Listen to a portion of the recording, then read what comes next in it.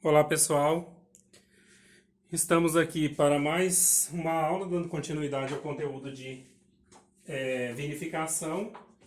Hoje nós vamos falar sobre a vinificação de espumantes. Quando a gente pensa em espumante, de cara vem na cabeça da gente o champanhe. Mas quando a gente estuda a vinificação, ela não se restringe única e exclusivamente ao champanhe.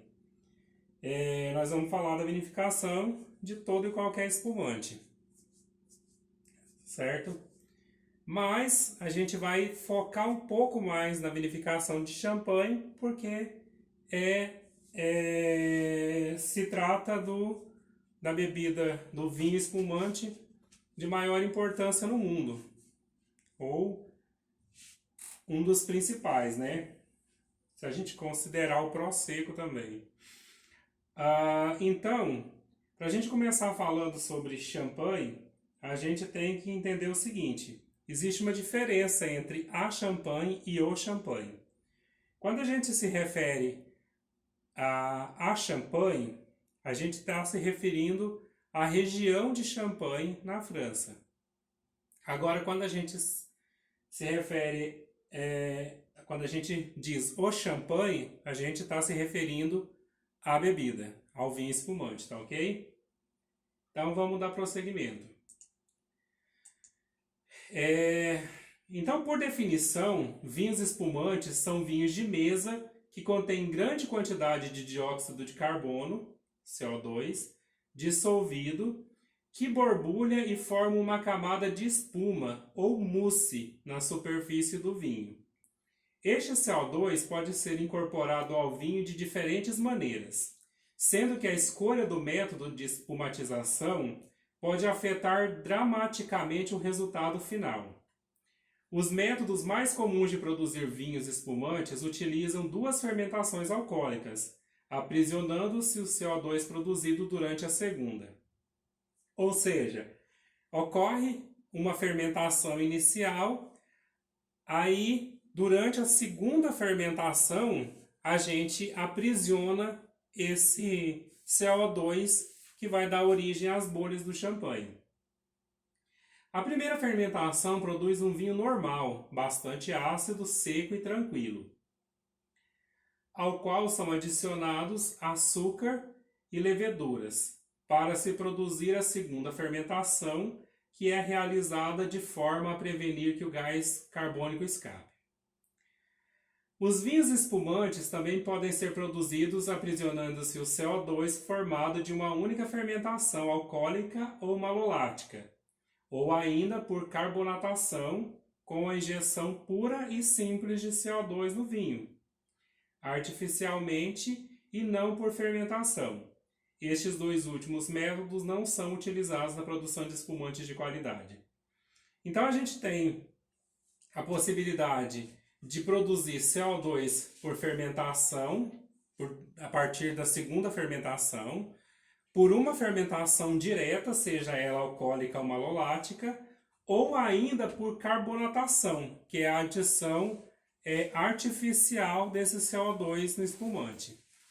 Só lembrando que essa adição artificial faz com que a qualidade do champanhe seja, do espumante seja inferior. Então, para champanhes, para espumantes de qualidade, a gente não faz carbonatação, tá ok? Para realizar a segunda fermentação alcoólica, duas técnicas distintas podem ser utilizadas: a fermentação em tanques e a fermentação na garrafa. Esses processos dão origem a produtos bastante distintos. Então, esse processo de fermentação para formar o CO2, ele pode se dar tanto direto na garrafa, quanto em tanques de inox. E isso vai definir esse tipo de fermentação que diferencia basicamente os dois tipos de produção dos vinhos espumantes, tá ok? Então a fermentação em tanque, também conhecida por método Charmat, é a escolhida para a produção de espumantes mais baratos, feitos para comercialização precoce, cuja ênfase está no caráter fresco e frutado. Ou seja, o espumante obtido do método Charmat, pelo método Charmat, ele é um espumante, um vinho espumante mais fresco, mais jovem, porque o processo de produção dele é mais rápido. Ele apresenta esse frescor, né? Esse sabor mais puxado para o frutado da uva. É um vinho para se beber rápido, ou seja, ele não vai precisar passar por um processo de maturação pós-produção para depois ser mandado para ser comercializado. Então ele já é produzido e mandado automaticamente para ser comercializado. E por se tratar de um processo mais rápido, então o valor agregado a ele é menor. Então são vinhos espumantes mais baratos, ok? A fermentação na garrafa também pode produzir vinhos jovens e frutados, porém é normalmente utilizada para a produção de espumantes mais complexos, porque permite ao vinho permanecer em contato com os sedimentos das leveduras da segunda fermentação, dando origem ao complexo e característico buquê de champanhe, ok? Então, quando você pensa em fermentação na garrafa, esse vinho ele vai passar por um processo de fermentação do vinho em contato com a levedura de pelo menos 12 meses. Então, diferentemente do método Charmat, que é um processo mais longo e que ele se dá no total de aproximadamente 90 dias, você já obtém o champanhe, o espumante, pelo método de fermentação na garrafa, né, que é o chamado champenoise, ele demora no mínimo 12 meses para se obter um champanhe. Você pode produzir a partir desse método vinhos espumantes jovens e frutados também. Mas esse método é mais utilizado para a produção de espumantes mais complexos, ou seja, espumantes que vão ter no final do processo um valor agregado maior, ou seja, consequentemente, um valor monetário mais alto também. Vinhos mais caros. Então agora a gente vai falar sobre o método champenoise, que é esse da fermentação na garrafa. No caso da produção de vinho base para espumante pelo processo de champenoise, é necessário que ocorra fermentação malolática, para evitar que a mesma aconteça no período de fermentação de formação de espuma na garrafa. Então, o que a gente tem que entender é o seguinte: o vinho base para a produção desses espumantes, ele deve passar pelo processo de fermentação malolática, que é a conversão do ácido málico em ácido lático, né? Que é um ácido mais leve, menos perceptível ao paladar, né? Para que isso não ocorra durante o processo de fermentação na garrafa, que é o que vai dar origem às bolhas. Então, esse vinho base ele passa por esse processo. O vinho base para espumante deve apresentar um grau alcoólico relativamente baixo, entre 10% a 10,5%, a acidez total elevada, entre 80 e 90%, pH abaixo de 3,2, acidez volátil inferior a 10, açúcar total inferior a 1,5 gramas por litro e teor de dióxido de enxofre total inferior a 50 miligramas por litro. Uma das características do vinho base para espumante é apresentar estabilidade adequada, por isso não deve conter quantidade elevada de substâncias proteicas e elementos minerais, especialmente ferro e cobre, que provocam turvações. Recomenda-se reduzir o teor de potássio e ácido tartárico e de seus respectivos sais através de refrigeração. Então a gente viu, quando a gente estava falando sobre vinificação de brancos, que o vinho branco passa por um processo de refrigeração que vai fazer com que os sais de potássio, o tartarato, ele sedimente, vá para o fundo da garrafa, do tanque, para poder ser eliminado por filtração, centrifugação e tal. Então, esse vinho base do espumante, que vai passar por esse método de champenoise, ele precisa passar por esse método para a retirada desses sais. O significado exato do termo método champenoise é difícil de ser especificado, uma vez que uma variedade muito grande de técnicas de vinificação é usada na região de Champagne, na França. No entanto, este termo pelo menos implica no fato de que você irá consumir o vinho proveniente da mesma garrafa onde ocorreu a segunda fermentação, apesar de não haver qualquer referência às técnicas de vinificação empregadas: corte, fermentação, amadurecimento e clarificação. O termo método champenoise não possui uma clara definição legal, apesar dos esforços dos produtores franceses em restringir seu uso da mesma forma que procuram restringir o uso do termo champanhe aos vinhos espumantes produzidos exclusivamente no distrito de Champagne. Vocês já devem ter ouvido falar que os únicos espumantes que podem receber o nome de champanhe, eles são produzidos na região de Champagne, na França, no distrito de Champagne. No entanto, eu não sei se vocês já ouviram falar que existe uma vinícola brasileira que também pode utilizar o nome champanhe, que é a vinícola Peter Longo.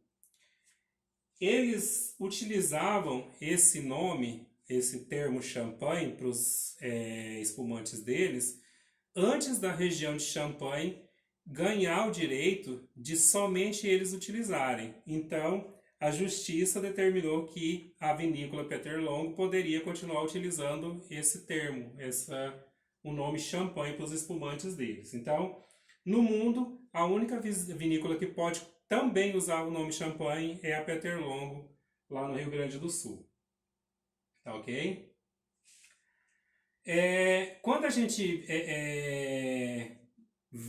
Quando você lê o rótulo de um vinho espumante e fala que ele foi produzido pelo método champenoise, isso te dá a única informação que isso te traz é que você sabe que o vinho que você está bebendo passou pelo processo de fermentação, uma segunda fermentação na garrafa.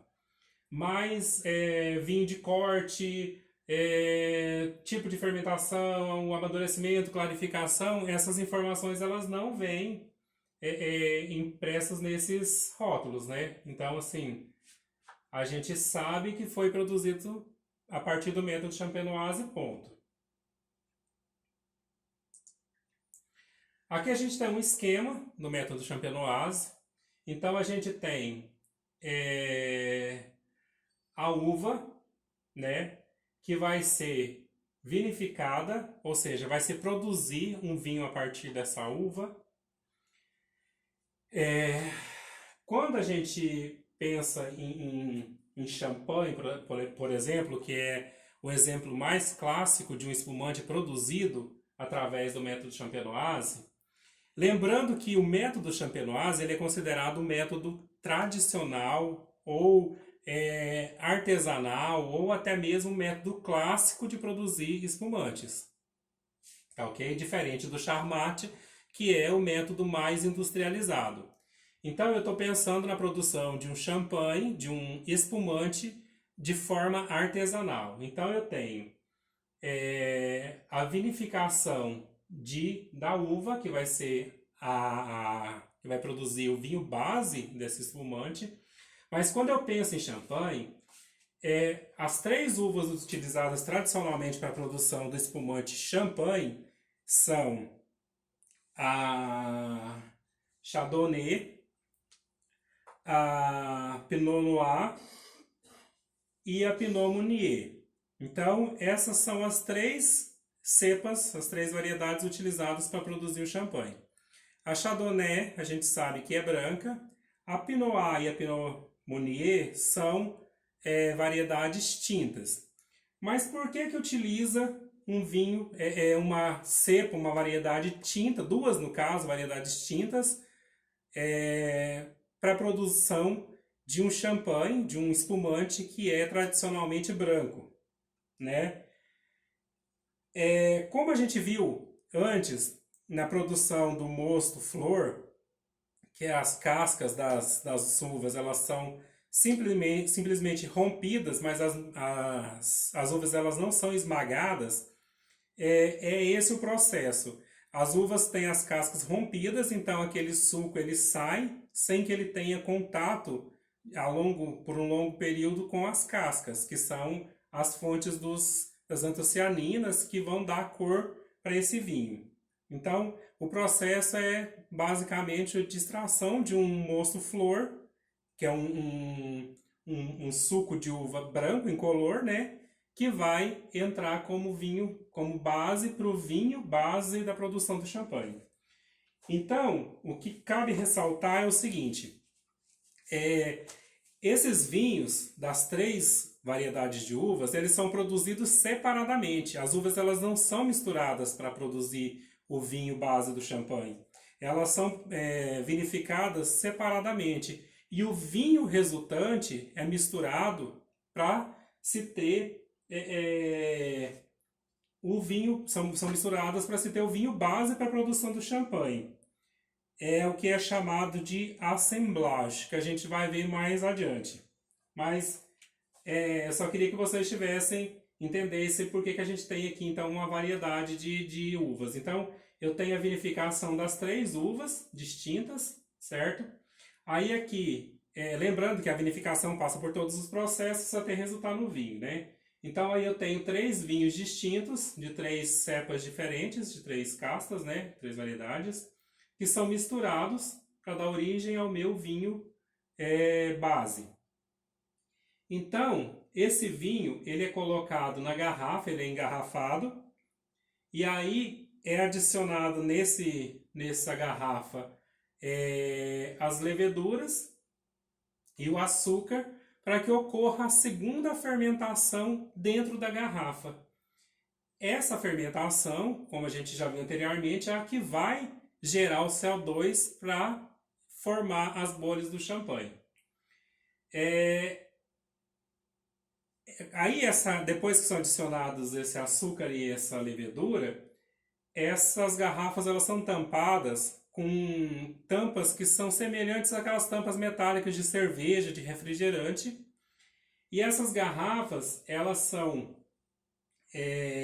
levadas para essa segunda fermentação.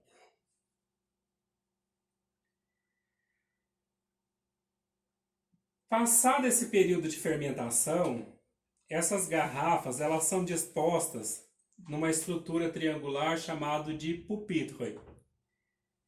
Esses pupitres, eles são, como eu já falei, estruturas triangulares que vão fazer com que essas garrafas de champanhe elas sejam dispostas de maneira horizontal. Ou seja, as garrafas elas são acondicionadas e elas antes estavam verticais, agora elas vão ficar dispostas horizontalmente. E aí, essas garrafas elas vão passar por um processo de girar, elas vão ser giradas 1/4 de volta todos os dias, para que isso de forma abrupta, de forma rápida, assim, forte, para que todo o sedimento que restou do processo de fermentação, principalmente o que sobrou das leveduras, ele decante para a boca da garrafa, para o gargalo da garrafa. Passado esse processo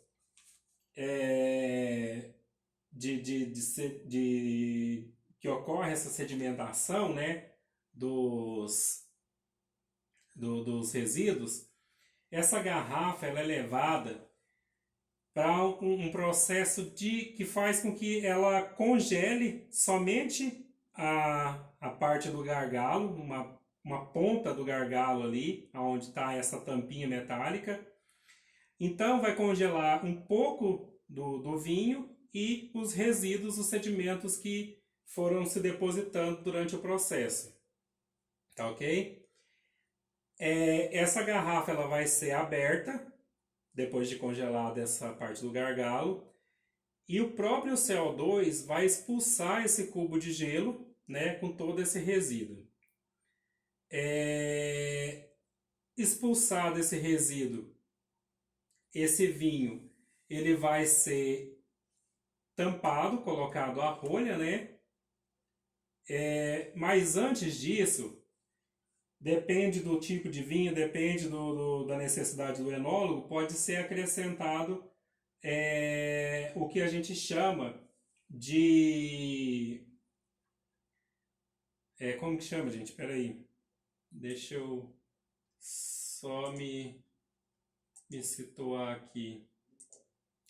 Licor de expedição.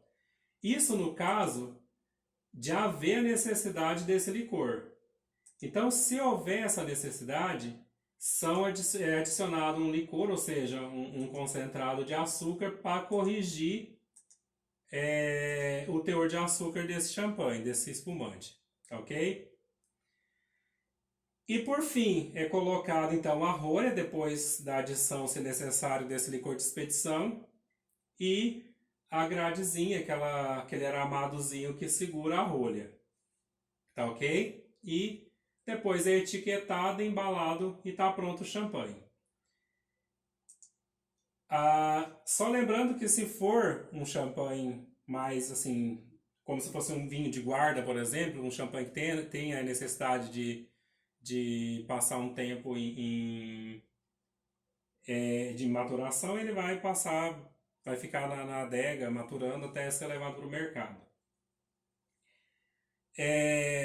Como eu falei anteriormente, esse processo de permanência do vinho em contato com as leveduras para o champanhe, ele dura em torno de 12 meses. No entanto, dependendo do champanhe, ele pode durar até 7 anos. O vinho ele vai ficar em contato com essa levedura antes de passar pelo processo de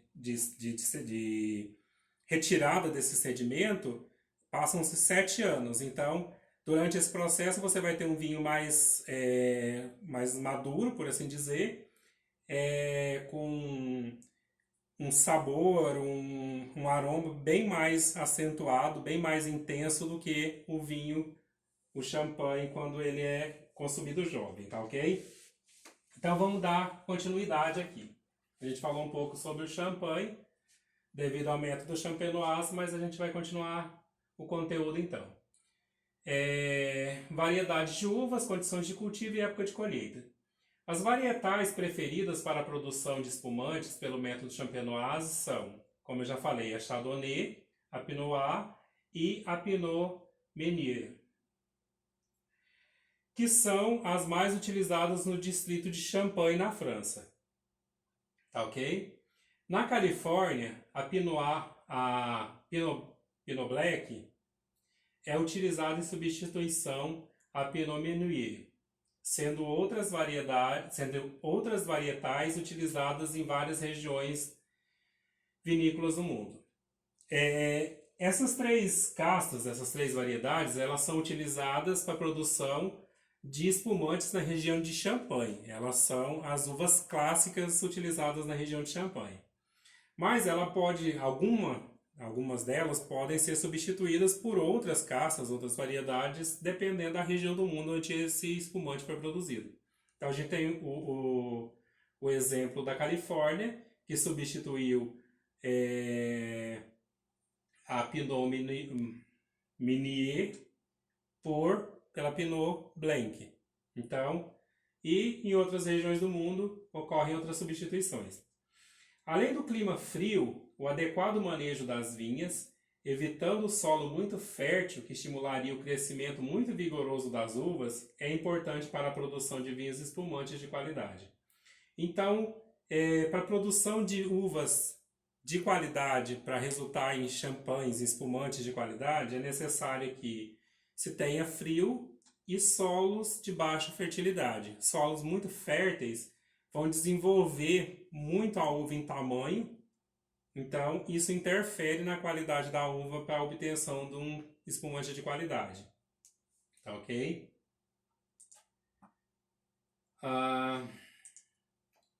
Envelhecendo com as leveduras. O Surly. As garrafas são colocadas, então, em posição horizontal para envelhecer por 2 a 4 anos, onde o vinho ficará em contato com uma fina camada constituída por leveduras que restaram após o processo de fermentação. Como eu falei anteriormente, aqui fala em 2 a 4 anos, mas existem champanhes que levam até 7 anos nesse contato entre o vinho e a levedura. Durante o envelhecimento, 2 processos ocorrem. Os vinhos sofrem mudanças à medida que as reações de envelhecimento na garrafa ocorrem, e as células das leveduras se rompem num processo conhecido como autólise, liberando compostos nitrogenados, aminoácidos, açúcares complexos e outros compostos para o vinho. Essas substâncias ajudam no desenvolvimento do buquê de champanhe, além de favorecer a dissolução do gás carbônico no vinho, permitindo a lenta liberação das bolhas quando o vinho for aberto.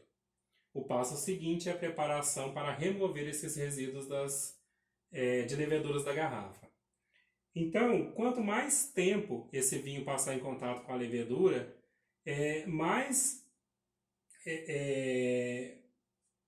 diferente ele vai ficar do vinho jovem. Ou seja, aquele sabor e aroma frutado que o vinho jovem vai oferecer durante a degustação, com o passar do tempo ele vai se perdendo. Então, você vai ter um aumento aí em compostos nitrogenados devido à ruptura das células das leveduras, açúcares residuais complexos, né, vão se liberar, e isso faz com que, com o passar do tempo, o vinho ele tenha uma qualidade superior em termos de aroma e de sabor.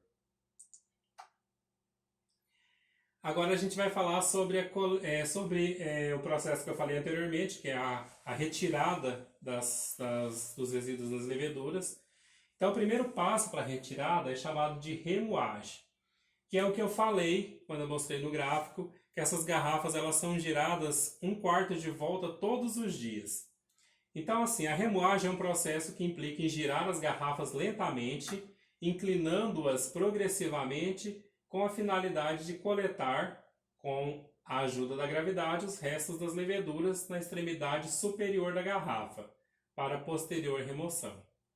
O processo que foi inventado pela viúva Nicole Barbey Clicquot-Ponsardin pode ser realizado manualmente em estruturas chamadas pupitres ou então por meios mecânicos, quando uma grande quantidade de garrafas é movimentada simultaneamente. O método de remoagem ele foi inventado pela viúva Clicquot-Ponsardin, né? Vocês já devem ter ouvido falar do champanhe Veuve Clicquot. É um champanhe de ótima qualidade, com preço não entre os mais exorbitantes, né? Mas é um dos champanhes mais caros que a gente, pelo menos os que a gente tem contato assim em adegas e alguns mercados. Ele custa em torno de R$300 mais ou menos a garrafa. Como eu tinha comentado anteriormente, o processo de produção pelo método de champenoise, que utiliza essa remoagem, é um método mais artesanal. Os grandes espumantes, eles são produzidos por esse método mais artesanal. No entanto, existem vinícolas que produzem um champanhe, um espumante, que não é tão artesanal quanto os melhores são. Então, eles podem fazer o processo de remoagem tanto manual quanto mecânico, né? Então, se é feito de forma mecânica, o champanhe já não é tão artesanal quanto se fosse feito manualmente.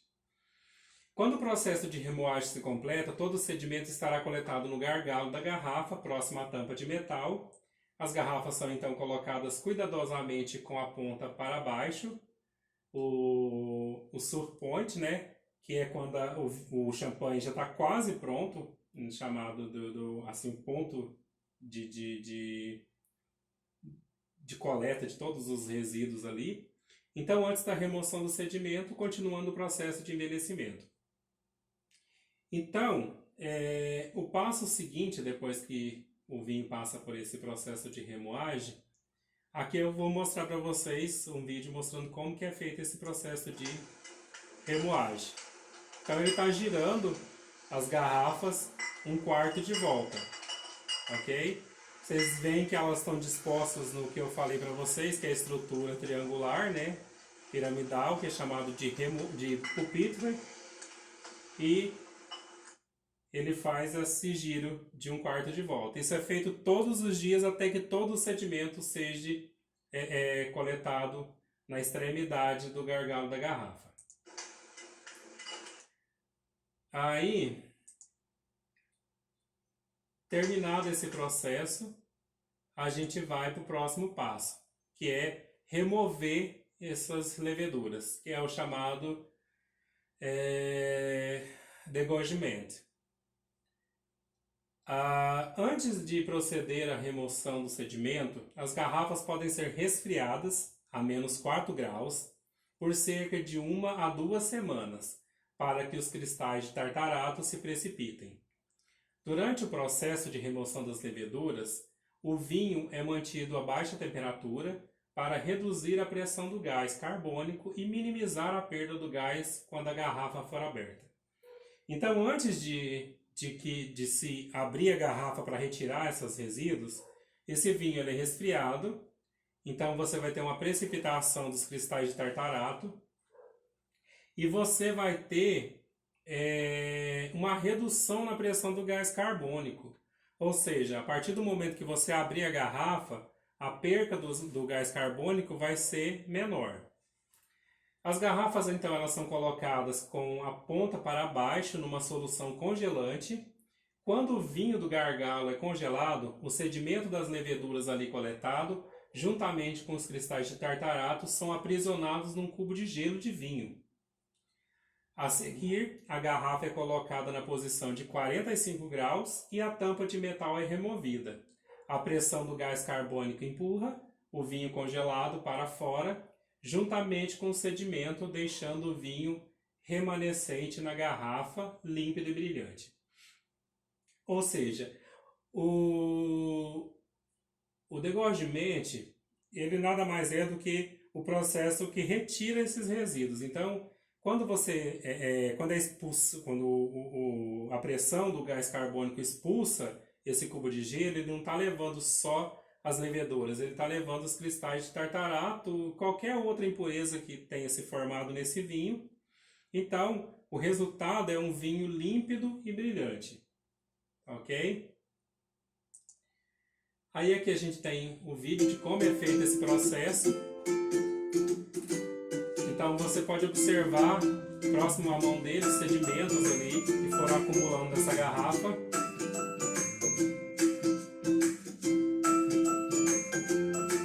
Então tem bastante sedimento, bastante impureza dispersa nesse vinho ainda. Aí as garrafas elas estão dispostas no sistema de remoagem ali, nos pupitres, né? Aí ele já levou a garrafa para a solução congelante e se formou um cubo de gelo de vinho com os sedimentos na ponta. Vocês podem observar que tem bastante sedimento. Então a garrafa é aberta num abridor, semelhante ao abridor de garrafa mesmo. Já foi expulso o cubo de gelo. Agora vai ser adicionado o licor de expedição, que é açúcar, né, para corrigir o teor de açúcar desse espumante. Agora é adicionado a rolha.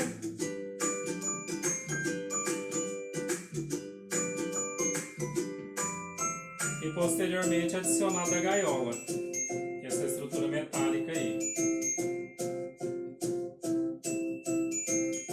Aí posterior a isso é a rotulagem e a embalagem para mandar para o mercado.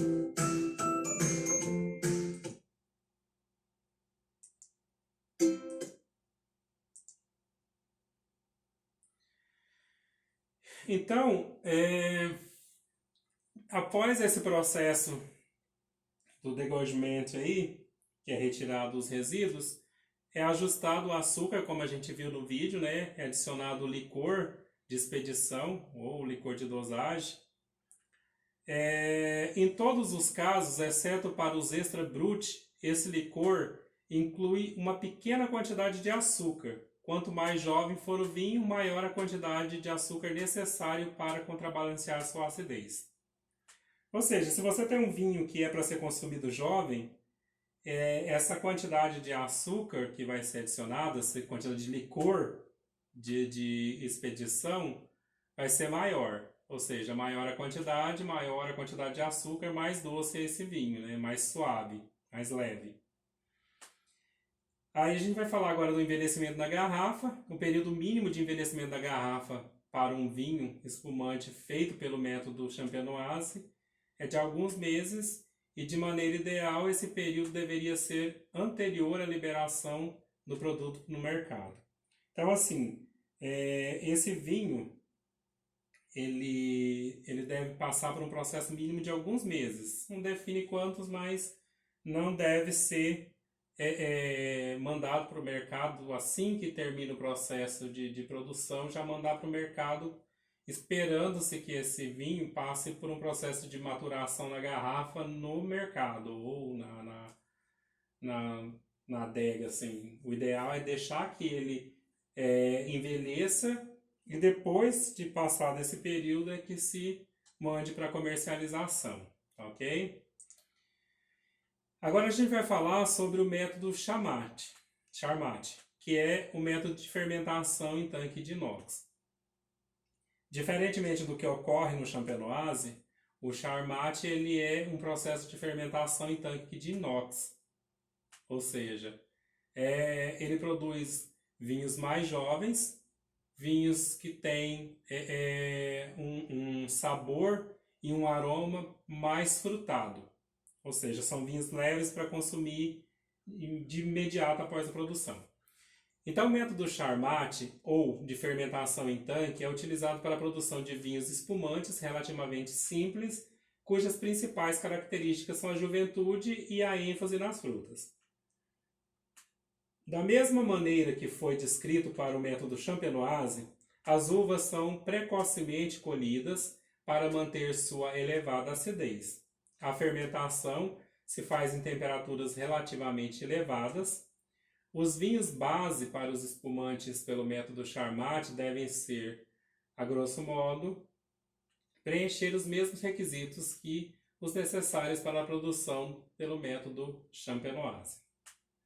Ou seja, o vinho base é o mesmo vinho com as características gerais do que é utilizado para o método Champenoise, né? Aí aqui a gente tem o método Champenoise. Então eu tenho as uvas, seleção das uvas selecionadas que passam pelo desengaço, que é a retirada do engaço. Aí ela passa por uma leve pressão para que não ocorra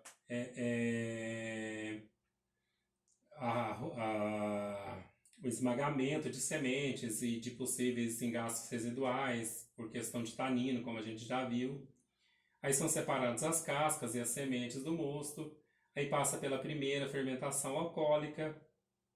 Aí, posteriormente, pela segunda fermentação alcoólica em autoclave.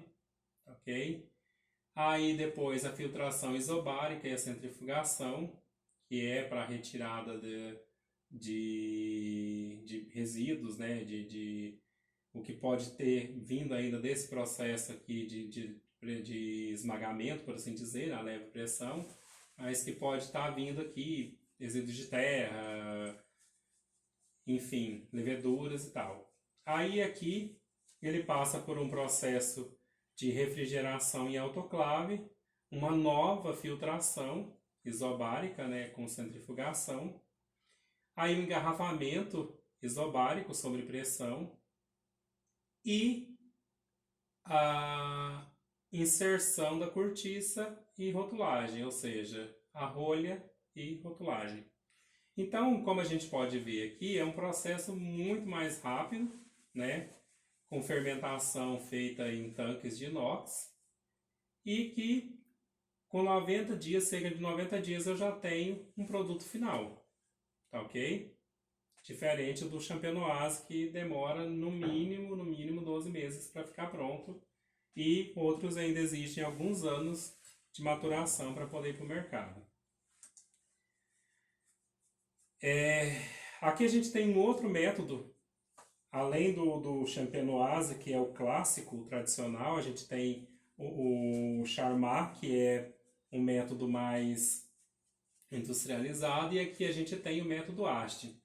Só para citar, um espumante de qualidade mundialmente conhecido, que é produzido pelo método Charmat, é o Prosecco italiano. Ele é produzido naqueles processos ali do Charmat. Então, ele é um espumante, diferentemente do champanhe, mais leve, para ser consumido jovem e que vai apresentar um odor, um paladar e um sabor e um aroma mais puxado por frutado, tá ok?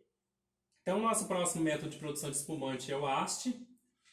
Os Asti spumati italianos, feitos com a uva Moscatel, são produzidos interrompendo-se a fermentação alcoólica antes que a mesma se complete e filtrando-se os vinhos, enquanto os mesmos ainda estão saturados de CO2, provenientes da fermentação. Esses vinhos são invariavelmente doces. Esse produto, ao contrário de outros espumantes elaborados com duas fermentações, é submetido a uma fermentação parcial. Para sua elaboração, parte-se do mosto da uva e não do vinho base. Então, diferente dos dois, que a gente tem um vinho base para produção, esse a gente tem um processo de fermentação direto em uma etapa só, que é interrompido durante esse processo. Então, eu tenho um vinho mais doce, porque nem todo o açúcar presente nesse vinho foi transformado em álcool e CO2, então eu tenho mais açúcar. Eu interrompi o processo, então eu tenho açúcar residual, mais açúcar residual, menos álcool e menos CO2. E outra coisa, eu produzo esse vinho a partir do mosto e não do vinho base. Então, o mosto vai ser produzido e esse vinho, esse espumante, vai ser produzido a partir dele. Diferentemente dos outros que já se produz o vinho, depois se mistura ou se produz direto do vinho base. Ok? Fermentação. Uma vez iniciada a fermentação alcoólica, a temperatura de 10 graus, deixa-se a autoclave aberta até o mosto atingir 6% de etanol aproximadamente. A seguir, fecha-se a autoclave e inicia-se a tomada de espuma. Terminada essa fase, a pressão chega a cerca de 6 atmosferas. E o produto possui em torno de 7,5% de etanol. Esfria-se, então, bruscamente o mosto até menos 3 graus, o que provoca a paralisação imediata da fermentação. Deve-se manter essa temperatura por aproximadamente 15 dias. Então, vamos pegar o seguinte, você tem um mosto, ele é levado a uma autoclave,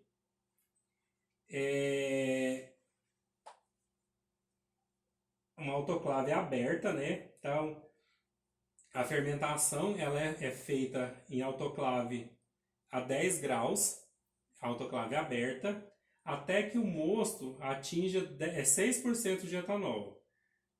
Posteriormente se fecha essa autoclave e a partir daí é que começa a produção das bolhas, né? Que é a fermentação gerando o CO2, que vai ficar preso nessa autoclave, ele não vai ser disperso no ar. Então você vai ter esse CO2 produzido preso na autoclave. Isso vai gerar uma pressão de 6 atmosferas dentro dessa autoclave. E o percentual de álcool durante esse processo aí de fermentação na autoclave fechada vai atingir 7,5%. Atingido 7,5% de álcool e o teor de espuma necessário, vai se resfriar essa autoclave e isso bruscamente, né, vai fazer com que esse mosto atinja 3% de 3 graus de temperatura negativos. Como a gente já viu anteriormente, a redução da temperatura faz com que o processo de fermentação ele paralise. Ou seja, eu paralisei o processo de fermentação com um residual de açúcar ainda elevado. É o que eu falei anteriormente, por isso que esse método produz espumantes mais doces. E essa temperatura aí de menos 3 graus, ela vai ser mantida durante 15 dias, para que haja a precipitação quase total das leveduras que fermentavam. Então, eu abaixo essa temperatura para menos 3 graus, deixo durante 15 dias, e essas leveduras que estavam ali dentro, elas vão se precipitar. Após esse período, o moscatel espumante ele é filtrado em condições isobáricas e imediatamente engarrafado. Como a fermentação alcoólica não é completa, ele torna-se doce com baixo teor alcoólico. Por isso, esse tipo de vinho espumante deve ser consumido novo, de preferência no mesmo ano de sua elaboração para conservar seu aroma floral e frutado. Então, assim como os espumantes produzidos pelo método de Chamate, esses vinhos pelo método Osh, eles são vinhos também suaves, vinhos leves, vinhos que devem ser consumidos jovens, em função da manutenção desse aroma floral e frutado, tá ok? Então aqui a gente tem o processo, né? Aí tem a primeira fermentação interrompida aqui, o resfriamento, a filtração do mosto, né, resfriado. Então ele é acondicionado a temperaturas baixas, né? Aqui no caso ele está mostrando menos 0 graus, quer dizer, mas o ideal é que seja trabalhado a menos 3 graus. Então ele é embalado e ele é engarrafado aqui, como a gente pode ver. O que a gente tem que entender do método Osh é que agora que eu percebi, mas esse processo que eu coloquei aqui, ele está mais complexo do que ele é. O que a gente tem que entender é o seguinte, esses vinhos espumantes pelo método Osh, eles são produzidos a partir de uma única levedura, de uma única fermentação, diferente do outro que passa por 2 fermentações, dos outros, esse passa por uma só. E essa fermentação é interrompida, e como ela ocorre dentro de uma autoclave, que mantém o gás produzido preso dentro da autoclave, então quando passa pela filtração, essa filtração isobárica ela já vai empurrar tanto o vinho quanto o gás, que vai para dentro da garrafa junto. Então assim, a gente tem a sedimentação, né, por causa do resfriamento das leveduras. Então, quando sedimenta, você filtra e essa filtração isobárica vai empurrar tanto o vinho quanto o gás carbônico para dentro da garrafa, porque a embalagem, ela também, a engarrafamento também é isobárico, então não vai ocorrer a perda desse CO2. Então, o que a gente tem que entender é isso, que o gás carbônico que vai estar presente nesse vinho, ele é produzido e ele é engarrafado junto com o vinho. Ele não é oriundo de uma fermentação na garrafa, tá ok? Aqui, como a gente está falando de espumantes, de vinhos espumantes, tem um gráfico de como são classificados, por questão de grama de açúcar residual por litro, esses espumantes. Então, a gente tem o que vai do Brut Nature, né? O Brut natural, que é até 3 gramas por litro de espumante. Aí tem o Extra Brut, que é até 6 gramas. O Brut até 12 gramas. Os Extra Seco de 12 a 17 gramas. O Seco de 17 a 32. O Demi-Seco de 32 a 50. E acima de 50, que são os doces. Ok? Aí a gente fica por aqui na vinificação dos espumantes e a partir da próxima aula a gente vai falar sobre a vinificação dos rosados, dos licorosos, que são os vinhos de sobremesa, e dos fortificados, tá ok?